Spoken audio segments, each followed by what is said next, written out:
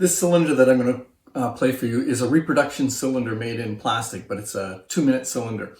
I actually don't know what company produced this, unfortunately, because there's no name on it. They've written Thomas A. Edison here and liver story. It's called the liver story, the liver complaint story.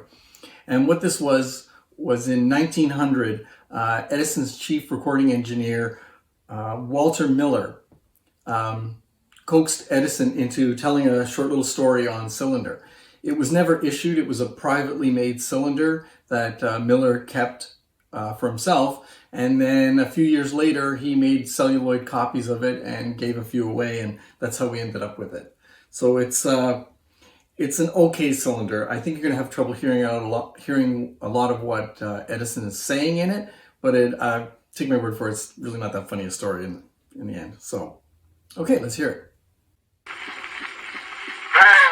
Did you ever hear this story, this California story?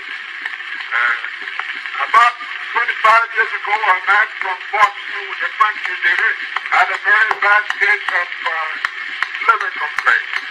So he went to California and rigged out a team and started down the San Joaquin Valley with the idea of testing all the mineral springs that were in that valley so that it might relieve him of the terrible pains he had from his liver complaint. Well, he traveled down the valley for a whole summer and he had no relief. But towards the end of the valley, he came to a spring and it amazingly relieved him of his pain. Well, he was a very wealthy man, so he started a sanitarium and sent the searchers all over the world, and by and by there were people came from all parts of the world and stayed in the sanitarium, and their liver complaint was cured and they relieved of their pain. But about 20 years afterwards, the man died.